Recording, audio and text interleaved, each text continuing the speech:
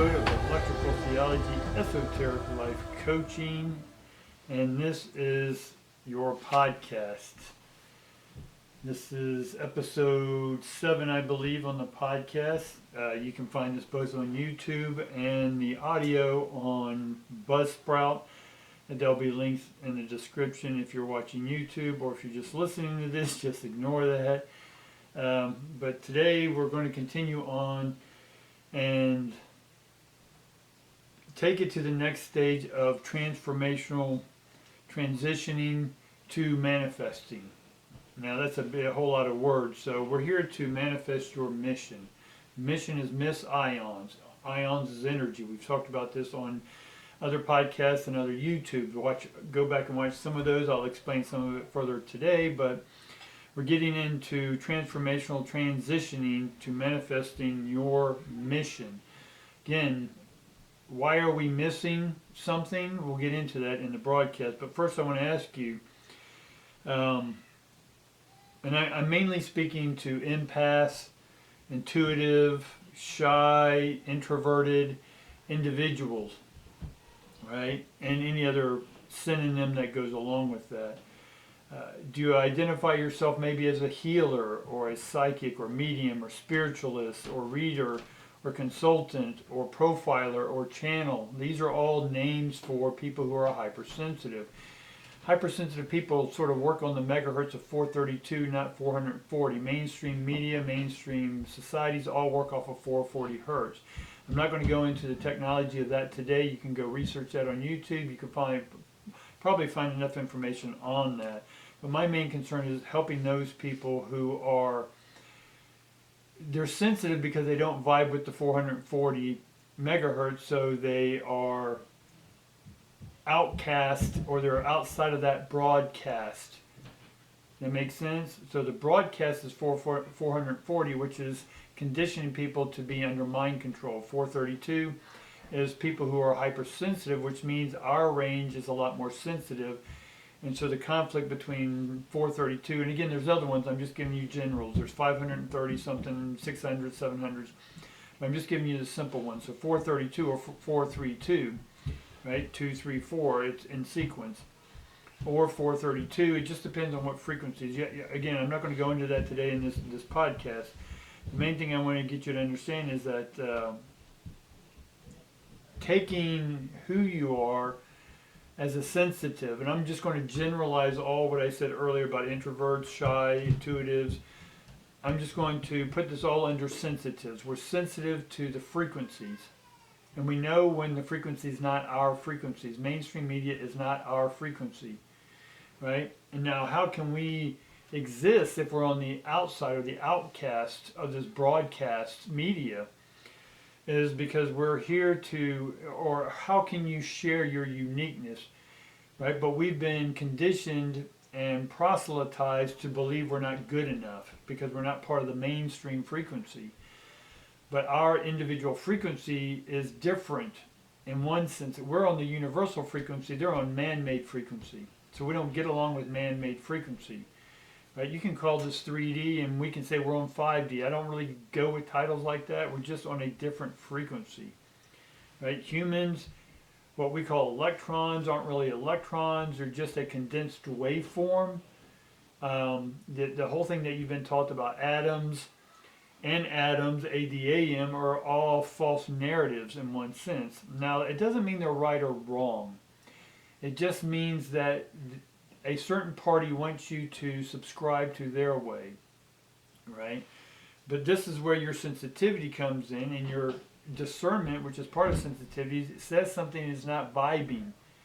Your vibe doesn't vibe with 440, it vibes with 432, or other frequencies that are part of the universe, not man-made universe, right? So I get with those people who are wanting to live their mission, understand what they're missing in this life, help them understand the puzzle pieces they're missing, and as an intuitive and as a sensitive myself, I'm able to connect on their frequencies.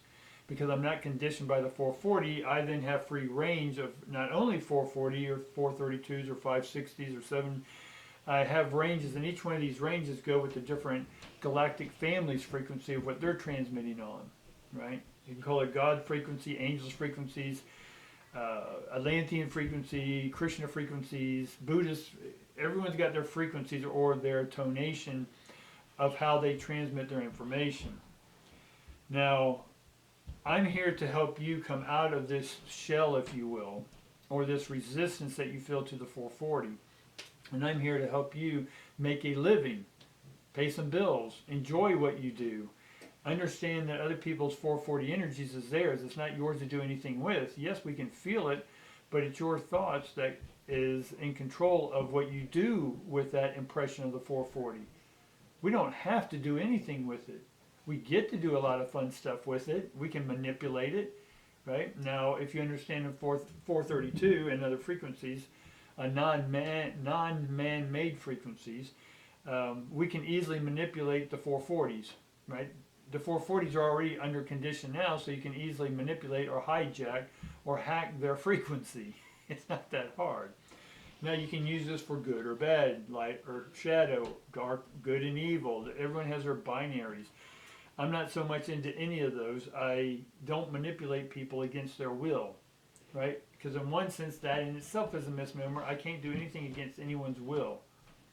That person can relinquish their will to me. For what reason? I don't want their will, right? They have many reasons, but I don't want anyone else's energy in my energy field. It just creates confusing, right?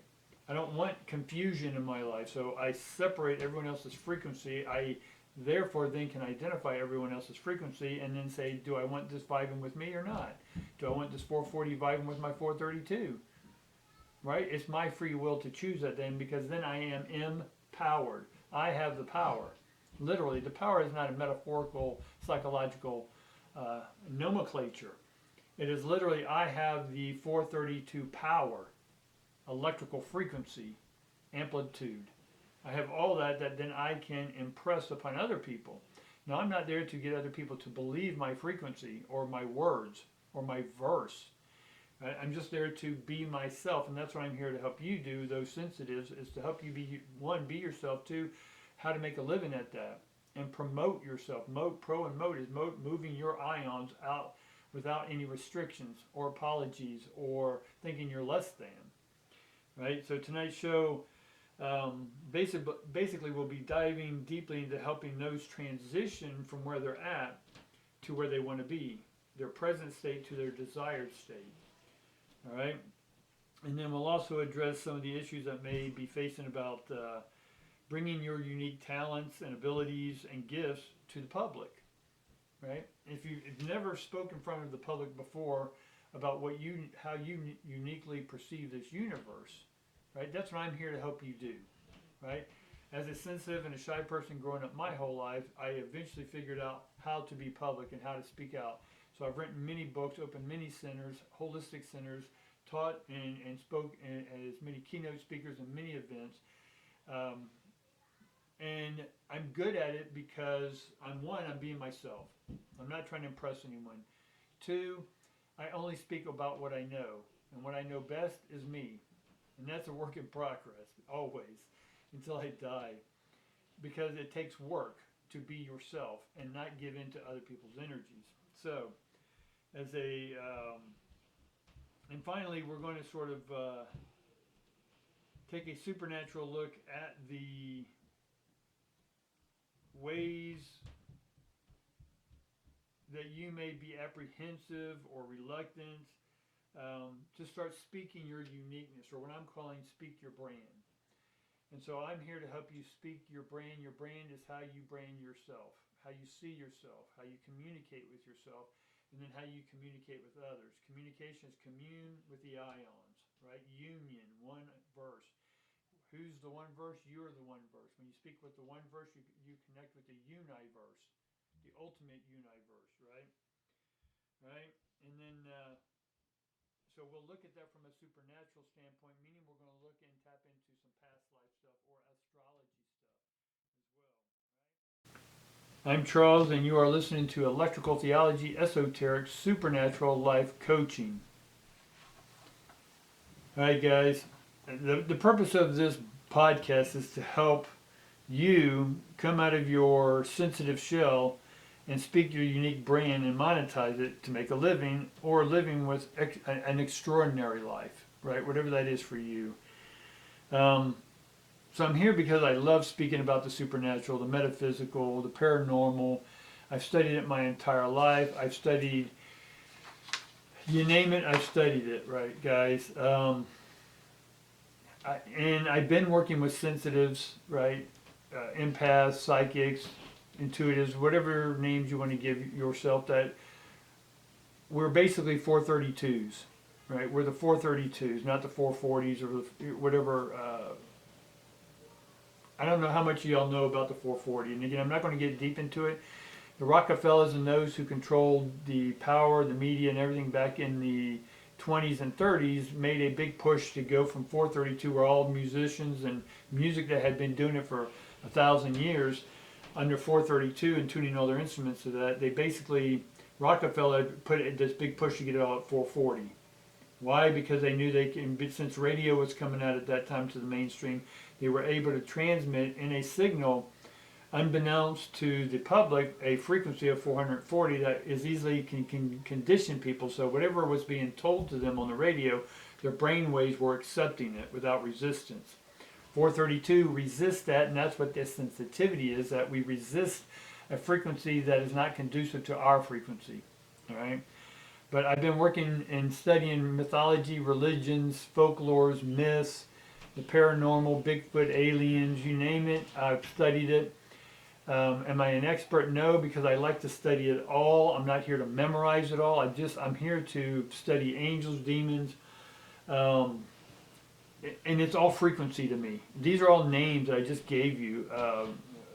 Metaphysics, behavioral therapy, neuro-linguistic program, or NLP, hypnosis. I've studied all this from Mesmer, read all their books, talked to people, been part of secret societies. Now, I've never joined secret societies, but because of the knowledge I already have, some secret societies know that I know what they know.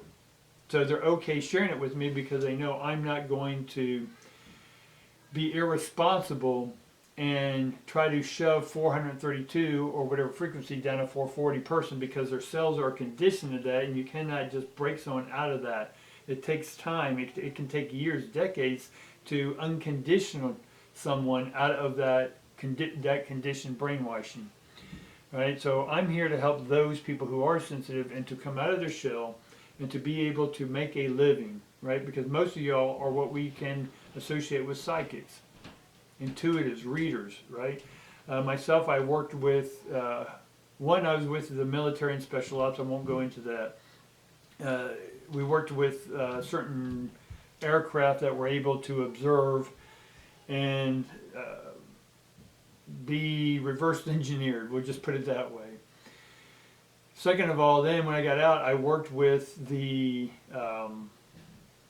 certain agencies, and the three-letter agencies, because of my abilities, gifts, and whatnot, that I honed and skilled and harnessed and understood and used them responsibly, is that I then was hired by these three-letter government agencies and non-government agencies to help with certain things. I can mention a couple of them, missing persons, murder cases, and the like. My battery ran out, so I had to readjust something really quick. And so I helped them on major cases. Now, the agreement was that my name stayed out because I have kids, and I know that other entities or special interest group have their psychics or counselors or profilers. These will be names that you'll hear. That's the professional names for psychics or sensitives. And so I knew other sensitives can tap into my frequencies when I'm online, but I can also block them to a degree. But if there's a group of them that exponentially overpower my energy, then I'm taking a risk on having them tap into my frequency. But anyway, I helped with that stuff. I helped a lot of missing person stuff. And as finding missing persons, I always had a quick rule, and all the agencies knew that this is who I am, and if you don't like it, too bad. and I got paid for it. And I gave specific information. I didn't give, oh, it's by water and there's a tower. Granted, you can look 5 feet and there's water and tower everywhere in the world. The earth is 80%. So I gave specific dates, names, everything.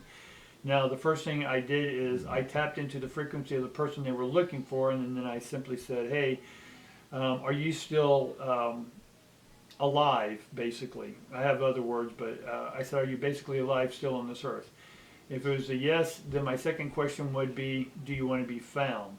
Now, back to the first question is that if they were not here, and I knew they were dead, I can tap into their frequency and knew that their shell was empty of their life force, but I was in touch with their life force. And I would say, no, this person's no longer here. And I would tell my agency, my handler, whoever, and then say, they're no longer here, but this is where they can be found, right? And I would be done. Give me my paycheck, I'm over, right? And they're like, well, we're not going to pay you until we find the body. Go find the body. And of course, you're going to go through the scrutiny that you knew exactly where the body was, so they're going to think you're the one who did it, right? I went through all that.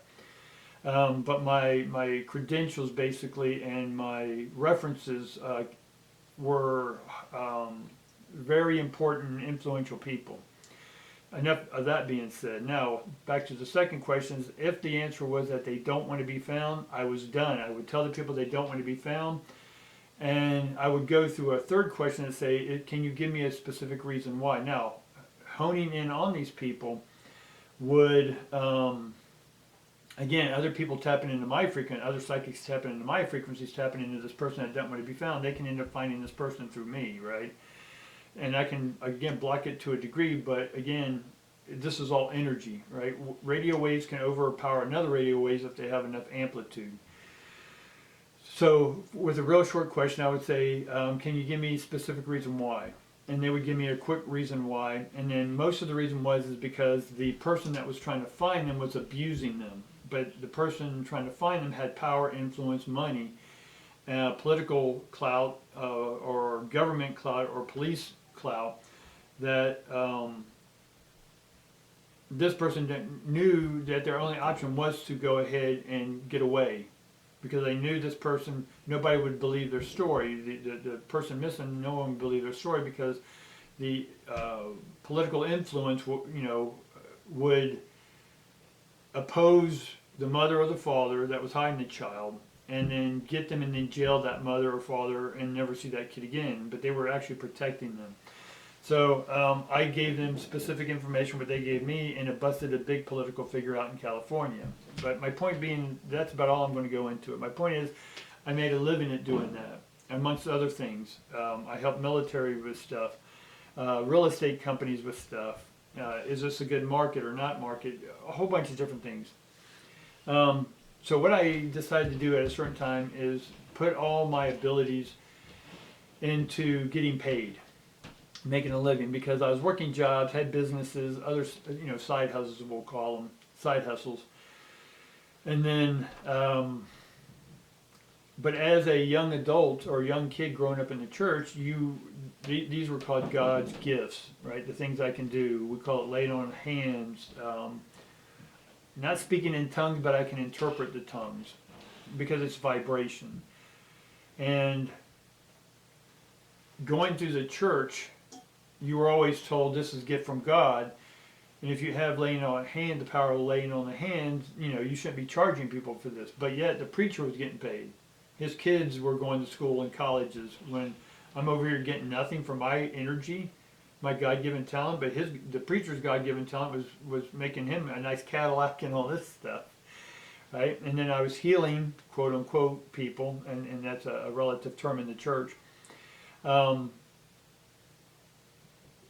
Doctors were getting paid for the same thing I was doing, through electricity, right?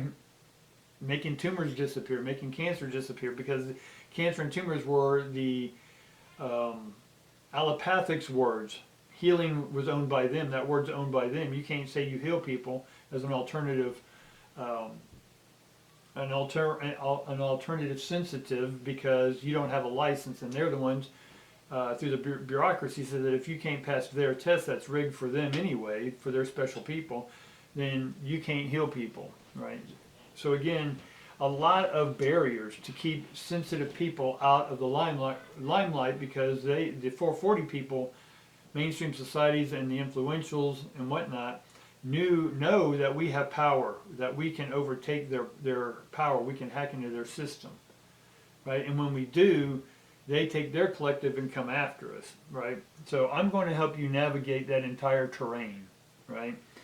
So tonight we're going to basically understand how to transition out of your shell, protective shell, and understand what your strengths and weaknesses are, and look at your excuses and victimhood and all this stuff and move you out of that, and then go into how to make a living. Now we're not going to get into the details on this one because it'd be too long, about what cameras to set up, what lighting to get, what platforms are best for you. That'll be different ones. But what are some of the reasons why we sort of want to move from one state of mind to another state of mind, or go from your present state to a desired state? We want to go from healing ourselves on the psychological emotion to clearing ourselves, having a clear. If we have been conditioned to think we're less than, then that's filters on our pure frequency. So I'm here to help you navigate and look at these filters and see if they're working from a protective, not a psychological protection, but from a mechanical, chemical, electrical protection. It's a filter, right? Your cars have filters all on it. Electrical filters, mechanical filters, oil filters, to keep debris out, right? But the oil filter on my car isn't spiritual in one sense, right? It's mechanistic. And its machinations is about keeping debris out. So filters aren't about emotional protection or keeping evil spirits out of us. I don't subscribe to any of that, right? Those again those are conditioned by the religions of the 440. So the victim triangle healer, right? If you think you're less than, then you're always thinking there's a persecutor, which in this case you're going to blame the 440s. And then you're always going to look for a healer, guru, specialist, right? Your body, your autonomic nervous system is going to experience stuff because you don't know how to handle, or you haven't put up the proper filters to keep the 440 out of your life. And so as a 432, then you're going to think you're always being attacked, right? You'll get in relationships where these people are attacking you, which they're not. And again, physically, one sense, I'm not talking emotionally, I'm talking energetically here, right? People attack people, I get that. But what I'm saying is that as a sensitives oftentimes attract the opposite. Because why do we attract a narcissist? And I'm just temporarily labeling this, is because we want to be them.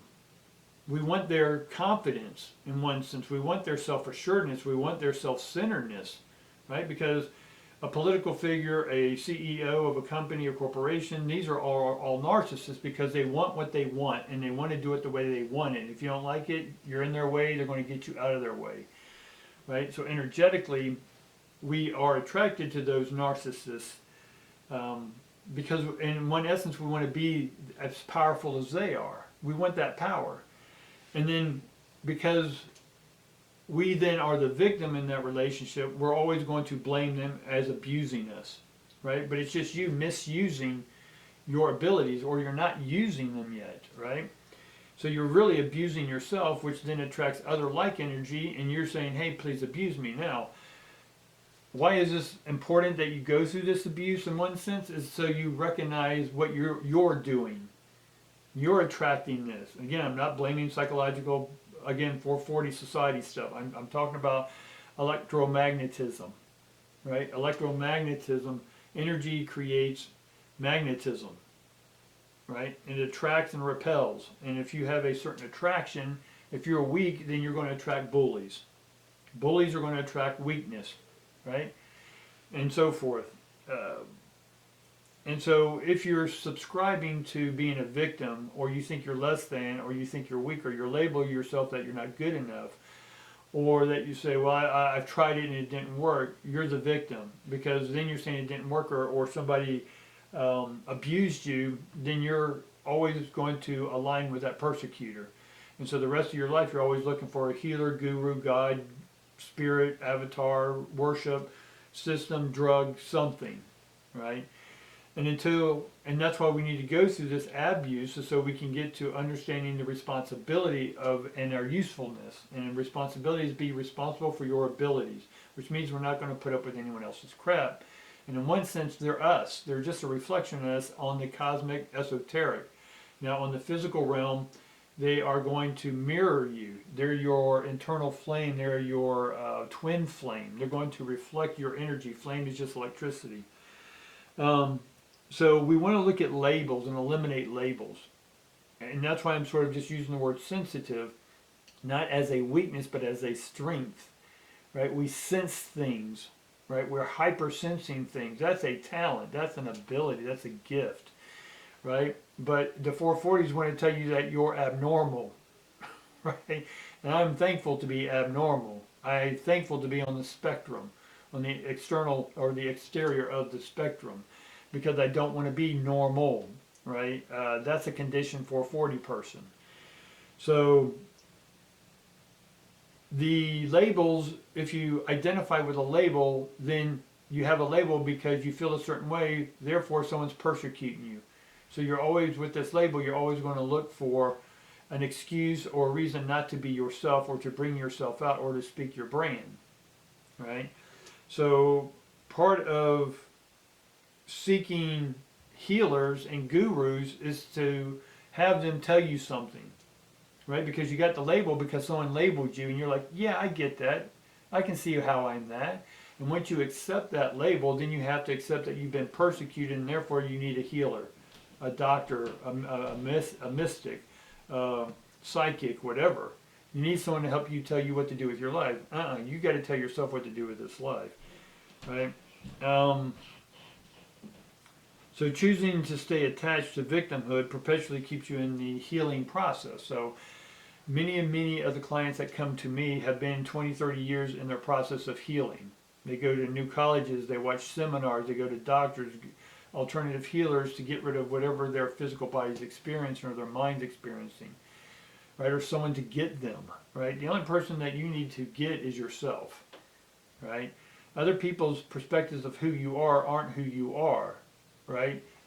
It's only their version of who you are. The only person who will ever identify who you are is you, right? And then being attached to labels keeps you in this perpetual healer state, because if you're always trying to heal, then that means the subconscious thought there is attached to victimhood, that you are trying to get rid of your pain. Does that make sense? Because if you're trying to heal, what are you healing from? Well, subconsciously there's always that pain, right? So we'll take a look at that a little closer tonight, and then we're going to get into understanding that transition is just transit ions. Transitioning ions is energy. So we want to move out of the energy state of the 440 and get out of that and move into a 432. And again, I'm using 432 as just a generic value. There's different frequencies for each color. Red, green, orange, yellow, green, blue, purple, whatever. There's different frequencies. The 440 is man-made, right? It's synthesized. It is not pure energy. So when I'm saying 432, it's nature's frequency, or the cosmic frequency, or the universe's frequency. So we can get into understanding that our experiences that I told you that you're having is so that you can extract your essence, your reflective essence that you get off of that persecutor or prosecutor. And once you can identify that that person is you in the character or context of which they're being, and if you're saying they're narcissistic, then where are you narcissistic, right? And that word's been overplayed and overused, but basically it's just someone who focuses on themselves, right? That they're the center of attention, that somehow they're uncompassionate, or they're apathetic and not empathetic. These are all what the mainstream systems want to tell you. But again, I'm trying to get you to understand that you got to break out of that 440 shell and then come into and be okay with your sensitivity. And I'm going to help you navigate that sensitivity. So once we go through an experience and reflect that energy, this is what's missing in our life. The mission while we're here on earth is to get this missing ion. So our mission is to get these missing ions. Now why, we'll get into that in a little more, but we're missing ions because when we jumped into these shells, right, in this electromagnetic spectrum, visible light spectrum, we can only take so much carry-on luggage with us, right? In our DNA, our cells, our body, we can only bring out so much luggage. So just like a military person, right, when we went on different TDYs or different missions, right, to use that word again, you have a backpack and a certain amount of gear, but your body can only handle so much, right? When you go into a zone, I'm keeping things neutral. When you go into a zone, you have so much pack that if you get into some sort of excursion, then you have enough supplies on you to fight that initial excursion, or that, what would you call it, confrontation. And then once you're out, you have to go restock. So we came into this life with just the necessities, and once you burn through those, you have to restock. Right, and where we're going to restock from is our past lives, but we're not going to deal with our past lives until we deal with this life. And so we're using up all the energy we came in with, and the energy came in with is expelled. We no longer have enough energy to maintain, so we have to restock, and we're going to restock from our past life. Now our past life, basically, whatever sign you are, you can go by your sun sign, moon sign, or your rising sun, or your ascension. Now, your ascension sign is what I mainly go through. The sun and the moon sort of complement the ascension, but the ascension basically is when the sun was rising and that energy hit you when you came out, the vibrational energy, not the actual sun. Even though the sun has its vibration, electromagnetically, it goes into our body. And it will be with you for the rest of your life. This isn't supernatural. A lot of kids that were born in Arizona, I spent time out in Arizona, and they have what they call these spores, the desert spores or the desert fever. And when babies were born into that energy or were young infants, those spores got into their lungs, and it can cause breathing problems for the rest of their life. Now, when they were born, that natural minerals, whatever, around their environment, the hospital's oxygen, when they were brought home, the desert air, all went into their lungs, and that affected them, and that's going to be with them for the rest of their life, in one context. So when you were born, energetically, cosmically, there are certain energies in you, and they affect your DNA in a certain way, and make you hypersensitive. So I want to go by the rising sun. So let's say you were Aries. Well, prior to that, you were Pisces. So it's important that you go look at what Pisces was, right? All the characteristics of Pisces, and get an understanding of what Pisces was, because that's your storehouse. Now you have your south node and north node. That's different. It's still in the same arena, but the south node is the issues, how you left that life, and then the north is about taking care of what you came into this life with. That makes sense? So your past life is your south node, and your south node is basically who you were, how you were, where you were, all that good stuff, the way you lived your life, and then when you came into this life, you carried that stuff forward. And now your north node is looking at all that south node stuff and going, okay, what can I do differently? What worked, what didn't work? Right? Basically extracting the essences that worked and brought into that. Look at what didn't work, see if you can recalibrate that, and then integrate it to what's missing so you can fill in the mission. Right? So your north node is your mission while you're here on earth. Now you have your Chiron, which is, you can look all this stuff up. Your Chiron then is sort of your past life emotional, psychological issues in one sense. Again, I'm not going to go too deep in that because I just want to help us transition. So look at Pisces, if you're an Aries in one sense, or whatever your sign is, and then go back in there and research that in depth. And that's going to help you understand that when you came into this life with your backpack, if you will, and you use that up, and you're trying to manifest, again, we want to go from transition to manifesting the life that you want. And to come out here and speak your brand and not be using excuses why you can't be yourself because you feel everyone's energy or the light bulbs bug you or the sound bugs you, right? These are excuses not to be yourself. Yes, I'm standing by that because I've worked with thousands of clients, and each one that I addressed and we had a conversation, then they were able to see that they were using that as an excuse. So it's not me saying that, that's them saying that, right? Because once they see themselves, then they have a free will to do something about that. Now, your past life, and we're using the Aries Pisces, is that as I'm beginning to speak my brand, come out of my shell, not put up with other people's stuff, realize what the conditioning, brainwashing, hypnotic suggestions are within Society's 440. Then once I recognize it, learned about it, then I'm able to block it, if you will, or play with it if I want, hack it. And then the other sense is, as I'm trying to now manifest the life I want here on this life and do my North Node in serving my mission here, right? Collecting those ions, integrating them, and then serving my mission to the public, is that I'm able then to go into the past life and retrieve my storehouse, right? In Christianity, God has a mansion. He has many mansions. But this mansion is man's ions, right? Break the word down. It's right there in plain sight. Man's ions. So my ions that I couldn't take with me in my backpack into this life, I'm able now to go access in my storehouse, God's storehouse, and bring those ions in here when I'm ready, which means your DNA has to be ready to accept this higher frequency, this new amplitude. So don't call upon it until you're ready, right? Now once you are ready, then we can go look at past life stuff. Once you've taken responsibility, once you've owned your own ship, and that's sort of what we have to understand on the supernatural level, is that you, and we talked about it in last podcast, go back and listen to that, but you are on a ship out in outer space, or you're in control of your holographic avatar, right, and controlling what it does. Why are we doing it through a simulation?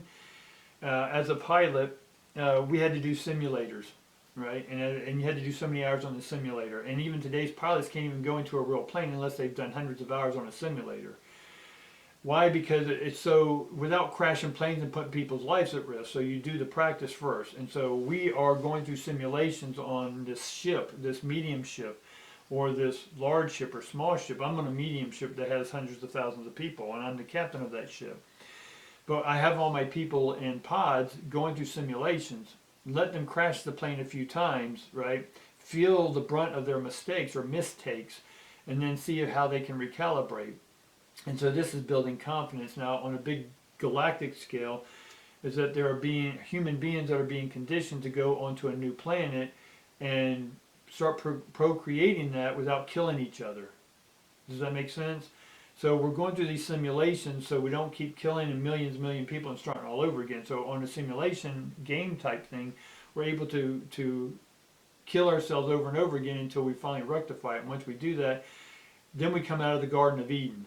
And then we come into reality, or out of the matrix, right? If that makes sense.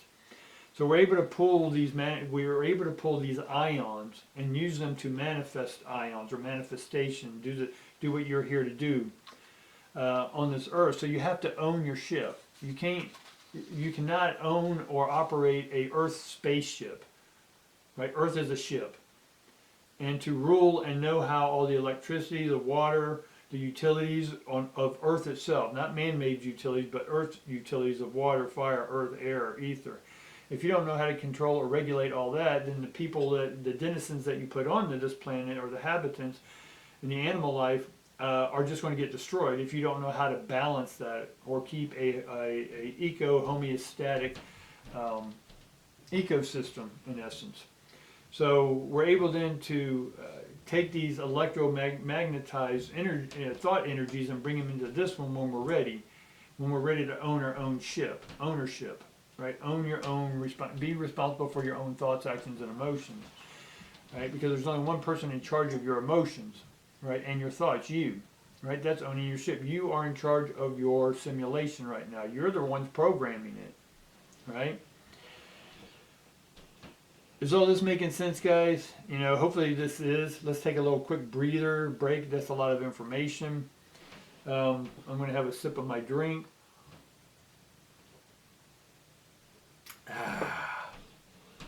Right. You can go to my site, electricaltheology.com, and you can see all that. I do personal readings for people, for businesses still. I took some time off because I had to close a few businesses. I got to close it because they just weren't fun anymore. And now I'm looking at opening new stuff and getting more down to earth. I have a lot of air, water, and fire, but I don't have a lot of earth, so I want to get more down to earth and balance myself out there. So being able to, that was about a 30-second break. And so being able to understand who you are when you're not transitioning. So let's get into that a little bit. Who you are when you're not transitioning, we got to look at both who you are transitioning and who you're not. Now, the way you left your past life, right? We talked about your south node, and we talked about Chiron, and we talked about your actual astrological sign before the one you are now. So all that deals with past life stuff. So who you were, what your emotions were, and what you brought into this life, right? Or what you left behind. And look at this as when you break up with someone and you go into a new relationship. Did you just go from one to another one? Right? Because whoever you were with that, and because that relationship didn't work out and you go into the next relationship, if you didn't change anything, the same results are going to happen with the last one. And you'll go through 50 of these. Right? If one person's abusing you, if you're claiming this person's abusing you, then you'll get out of that relationship, go into another one, and that person abuses you. And then you blame that one. Then all guys are assholes, or all women are assholes, or whatever. So you'll keep blaming again. You're the victim. There's a persecutor, so you're always looking for the next person to save you, right? To be your other half, to be your kismet, to be your soulmate. No, you have to be your own soulmate. You have to be your own twin flame. And when you finally have your transmitter and receiver or masculine, feminine energy and your mother and father issues dealt with, then you're able to transmit and receive another whole person. So then when you do get in a relationship, your ship and their ship are in a harmonic resonance, a frequency, right? You're harmonizing. There's your ions and their ions are covalently bonding, right? They're vibing with each other, right? And that's your life partner, right? But we got to look at one sense, how you leave one thing, a job, how you left one job and go into the next job. Again, if you didn't change anything, you're just bringing your same old shit. If your past life, it was one way, and you come into this life and don't do anything about the south node or north node, then you're just going to end up with the same result and have to do the game over again, the simulation over, till you figure it out, right? That you're the one controlling your own destiny, all right? But let's look at this for a moment, that you're at a party, and let's say your persona is outgoing, or you're putting on this false facade. Facade is false. And you're the life of the party, whatever, but when the party's over and everyone's gone and you're left by yourself, who are you? When the transition's not happening, when you transition from the party and you're by yourself, and before you go into another party, who are you? Are you happy? Do you find your own company joyful? Do you like being by yourself? For me, I love partying. I love being the life of the party. Or when there's a party happening and everyone's gone, who are you? Are you happy with yourself? Are you content with yourself? For me, when I did talks and lectures and stuff like that, I enjoyed being out there talking with people. But then when I'm done. I don't want to talk to anyone else. I'm happy being by myself for however long I need it. And then when I'm ready, I'll go and then go out and party and talk to people and do seminars and lectures and classes again, right? But who are you when you're not transitioning from one thing to another? Are you happy with yourself? And it should be a neutral, positive energy, right? That means you're flowing. You're not going, oh my God, I hate being alone. I need a drink. I need to go call a booty call. I need to get something. I don't want to be alone, right? Then you're still reactive. You're not responding to your abilities, right? So part of your abilities, your gifts, your talents, same thing for me, is that we need to look at what our weaknesses are and our strengths are. What did we come into this life with? For me, in my past life, it was all about working. I loved working, loved being the CEO, loved creating things. I was a medic, I was a doctor, I was a helicopter pilot, I was a warrior, many things, right? But as I came into this life, my first half of my life, I still sort of carried on those things. Entrepreneur, working my ass off, working 3 jobs, loved it, loved it, loved it. Give me 50 things, I love it. Right? Didn't mean I'm great at it, I love doing it. I get bored very fast. So with the transitioning me was coming back to earth, simplifying, sitting on the land with a fire pit, listening to music, getting rid of all my external things and just having simplicity. Simplicity is love, complication is ego, right? So, but each trial and tribulation I went through was to help me extract an ion, right? To reflect on that egoic path, not diss it, but go ahead and go, what did I gain from this? Not what I lost, but what did I gain from this, right? Okay, I gained that I didn't want to be with that person, or I didn't want to do that job again, or I'm tired of dealing with people, whatever this is for you, right? And I'm not here to look at my lessons. Lesson means less on, right? I want to be more on, not off. Right, I want to be a moron. Yes, that sounds funny, but a moron is not being a normie, right? I want to be an abnormie, right? Play with the words. But once I'm able then to look at what I'm ready to incorporate, that means I've already done my work about what I'm ready to eliminate. And what I'm ready to eliminate is that which is not mine, which is the 440s programming, indoctrination, schools, religions, all this stuff. I'm not saying they're good or bad, I'm just saying that they are your shattered divine workers until you're ready to reflect that they are you, and in what you're looking at, if you don't like, then you got to change for the opposite. And so those are all opportunities. They're port for unities, for you being your own verse, your unity, your one verse, universe. And by being able to extract those essences and bring that energy into me, I become more powerful. I become empowered. That's not hyperbolism or hyperbolism. What's the word? Hyperbole. Thank you. Hyperbole is that I'm truly powerful. My cells have more electricity running through them. My inner light is coming stronger, which means my electromagnetism is becoming stronger, and therefore I'm going to attract the energies I choose to, because I'm the one transmitting via this more power. With more power, my system becomes more broadcasted, not to proselytize people or brainwash people, but just that is me speaking my authentic self, speaking my brand. It doesn't mean I have to speak or do anything. My light is just emanating this frequency outside of my shell. And people will either be repelled by that frequency or will be attracted to it. Because, again, the narcissist will attract the person who wants to be abused, and the abused wants to attract the narcissist, right? Because they both mirror each other. The narcissist wants to know how to be more empathic, and the abused wants to be more dominant. You see, they're learning from each other. But again, there's no lesson, there's no less on or less in. It is about experiences. We're experientialists going to experiences, right? And extracting the essences to evolve ourselves as divine beings. We need to look at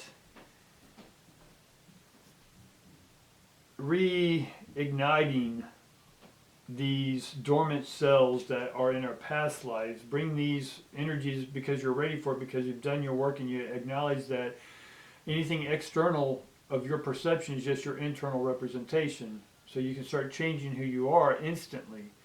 So you can take your shy self, your introverted self, your psychic self, whatever, that kept you out of the limelight or the public, and being your true authentic self unapologetically. Then this is where we're taking the molecules that have more power and taking that power and integrating it into our cellular matrix, and then becoming more powerful, right? We're full of power, literally electrical power. And so then the responsibility is respond to your own abilities. So this is how we're going to transition from taking you from the shy to actually speaking your brand via YouTube, podcast, speaker, writer, actor, comedian, whatever this is. we're going to use our power of sensitivity to be able to read the room, to be able to feel people and know exactly when to say and what to say, have them laughing, peeing their pants, liking our videos, whatever this may be, or subscribing or taking your classes, right? Because they hear you, they feel you.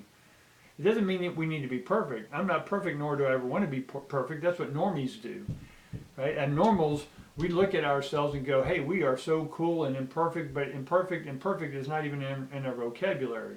We're just waveforms floating around the universe, right? So part of our path is to be able to see and own what you are choosing to block you.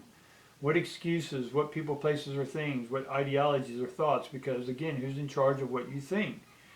You, right? The light bulb doesn't think, but if you're using it as an excuse that it's bugging you, the tinging of the fluorescence, I can't be in a room with that, right? Excuse, right? Your filters, you don't have the proper filters built to filter out that frequency, right? Because who do you think built those light bulbs? The 440s did. Right, to bug with your frequency. And if you're going to use the light bulb as a persecutor, then you'll never be able to go out into any room. I can feel and hear the frequencies of those bulbs. They don't bug me. I listen to them. I can actually make them flicker. I can actually make them turn off. I can ask someone in the room, hey, can you turn that off? I'm not going to let the light stop me from talking. You see what I'm saying? I can put a filter up. And how do we build these filters? You set a boundary. Now the boundary is in one sense, we're all electromagnetic ions. The people that you are using as persecutors are just you. One drop in the ocean is not separate from the entire ocean. Right? All the fish are connected by the same sea. Right? We're all different shapes and sizes, but we all breathe the same energy. None of us exists without that oxygen or water, in that case for fish. So that person across from you is you. That light bulb is you. So what part, I can look at that light bulb and I can have you question and go, well, what is it specifically about that light bulb that's bothering you? Well, it's making a humming noise. Okay, where are you just humming along? What hum are you humming? What thought are you keep thinking that you don't like? You see, I can reflect it right back at you.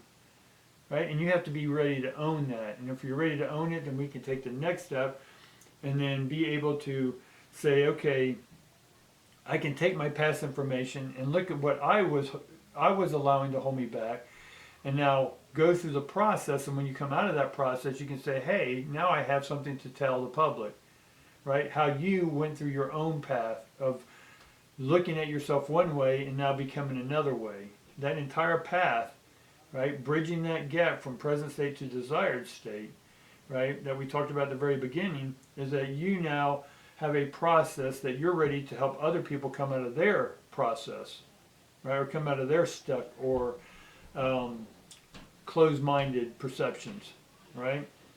So we want to look at, when we came into this life, we had strength. You have natural strength. You may be a great artist, but you can't hold a conversation with someone. You may be a great writer, but you can't give an interview. Right? So what are your strengths? We want to look at those strengths and carry those forward, but not hide behind them, because we want to look at the opposite, which are our weaknesses, and we want to strengthen those weaknesses. And so part of speaking out in public, I'm not trying to be anyone other than myself. I'm just going to speak me. That's my brand, is me, my uniqueness, my goofiness, my whatever me. Right? That's when I'm speaking to people. Right? The way I've collected data and the information I've gathered from all the things I've learned, that's me. And that's what I present people. Right? And because as a young kid, as I talked about earlier, I would just speak my brand. And people thought I was weird. Other people were like, wow, I've never met anyone like you before. I've never heard anyone speak about that before. I've never thought about that before. And then as I got older in my mid-teens and stuff, I would just start talking to people. And they're like, oh my God, this is amazing. But again, my brainwash 440 was saying, go get a job, do this, what I was told to do. Believe in this religion, do this thing, get married when you're 18, have kids, and retire, and whatever. But I really never subscribed to any of that. I always questioned it. I questioned everything I did about that religion I was in, and then I studied other religions and other folklores and other myths and other origin stories and so forth, native stories. long story short, I was able then to just speak my brand. And as I got into my early 20s, as I was speaking this stuff, we were partying and having fun with this information, and I was showing off my abilities. And some people would get scared and say I was doing devil work, and other people were like, oh my God, this is amazing, teach me, teach me. But in my young 20s, as I was talking to just strangers about this stuff, people would then pay me money. They're like, oh my God, that was amazing, it changed my entire life, here, take this. Because they felt that they needed to exchange something. In their case, it was money. And I attracted myself to a lot of people who had money for whatever reason. And because growing up, we had money, we didn't, we had it, we didn't, whatever. It wasn't consistent. But I started attracting people who had money because I was always interested in their stories. And as we got to talking, and then we got into sort of what we call therapy. And basically me just questioning and reframing what they were saying to me, and then they would relieve themselves of whatever was holding them back because they saw themselves through our conversations. And so they would pay me. People would pay me, and not only cash, but they would give me trinkets, or they would give me something that was special to them. World War II paraphernalia that had significant memory for them because they experienced something there. And they're like, look, because of the conversation and the World War II stuff, they were able to release that thing, and they gave it to me, in one sense, as a treasure trove. And I still worked jobs, went in the all this stuff, military and stuff, but eventually I just had to make the decision that, okay, this gifts, ability, talents, other people get paid for this stuff, so I'm going to go ahead and choose and make the choice to get paid for what I do. And so I chose to make a living of doing and using my abilities, my talents, my knowledge, everything I gained to help other people. Right? So that's where then I learned all the mediation for the state that I'm in. I was negotiators, I was consultants, I was, you name it, I've done it. And enjoyed it all, but it was always according to my rules. If they didn't play my rules, I didn't work with them. And so I began to create my own brand. And that's what I'm bringing you today, is to help other people create their brand. And so look at what you're great at. Are you great at blogging right by yourself? I want you to get a camera up and just start talking to the camera. Or imagine the camera being someone that you're close to, and just talk to that person or that camera. And be natural about it. What would you love to tell the world? What do you want the world to know about you? Your process, how you came out of the shadow side and came to the light. What were those steps? Other people are out here waiting to hear your message, all right? So we want to get we want to sort of surmise all this, because this podcast is long here, and we'll continue this on another podcast, but let's just surmise all this stuff. So we want to get a clear and present state of mind that you're in now, and where do you want to go, and look at what's preventing you from getting there. It's you, right? But what are those things about you that are preventing that? And then we want to identify what labels are you still living under, what 440 labels are you still living under, and for what reason, and how is it still serving you? And if it's not, what do you want to do to get out of it? And I have those steps to get out of it. One is just start speaking who you are unapologetically, right? We want to look at the astrology. What signs are you? And look at your past life. Understand that energy is energy. Mansions are man's ions. Communication is communion with ions.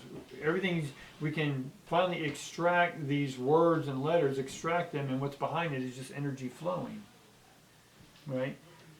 And then we want to identify who you are when you go through transitions, when you're by yourself. Do you love who you are? Do you love your solitude? And if you do, but do you also want to go out and meet people? Because we got to have both. Because we got to transmit and we got to receive, all right? And then being able to, like I said, look at their past lives, but also being able to extract the essences from what it is you did reflect off of someone and integrate that into your cellular system. That means accepting that that's who you are off that reflection you had on the other person. If you say, damn, I'm an asshole, I'm a narcissist. Okay, great, how are you? A narcissist is an asshole. What do you want to do about it? What steps are you? What is the essence behind being an asshole? Well, it's just a defense mechanism. For what? From sharing my heart. Why don't I want to share my heart? Well, because I'm afraid people step on it. No, that's an excuse. Just share your heart. How other people will perceive you is up to them. You have no control over that, right? So you just share who you are. That's speaking your brand. If they have their opinions, great. We know that that opinion about you is not who you are. It's just about who they are or who they want to be. That's why they're coming to you. That's why they're arguing with you. So part of that is attracting to us what we're missing, what we didn't come into this life with because we couldn't. We didn't have enough capacity, right? So we're going to rewrite in two different forms. We're going to rewrite W-R-I-T-E, and then we're going to rewrite R-I-G-H-T. We're going to rewrite how we wronged ourselves, right? The wrong is not negative or positive. It means it wasn't according to our path, or the path that we did is not the path this time. So we want to right the wrong, right? Because we can't live the same path, because then we're just living the same past life. We're here to evolve as a being, so we can now, through a simulation, in essence, this earth-based life is a simulation to help us refine so that we can be responsible for our natural abilities of fire, water, earth, and air, and ether to be able to create our own earth or fly our own ships. That makes sense? Or be a diplomat for the Galactic Federation, right? You want to be the captain of your own ship, so own your own ship. You can't get owner of your own ship until you own your own shit. Alright? Alright, guys. I appreciate all y'all hanging in there, my galactic brothers, sisters, and parents and grandparents, my galactic buddies out there. Thank you for sharing this information with me. I appreciate you hanging out and letting me share this information with you. Check out my website again, electricaltheology.com. Check out everything there. I'm always upgrading and doing everything, so if something doesn't work, just let me know. There's an email there. You can email me there if you want a personal reading. Go ahead and email me, and we can arrange the personal reading. And then I also have a Patreon. You can go into my Patreon, and there's a link in my website as well as my YouTube. If you watch my daily YouTube readings, I do tarot readings every day. I have a link in the description there. Go ahead and do that. You can get readings at an affordable rate, because as a private one, it's a lot more expensive, because I do corporations and big people. So that being said, go out there and speak your brand, and peace to all of y'all, my galactic brothers and sisters. Thanks.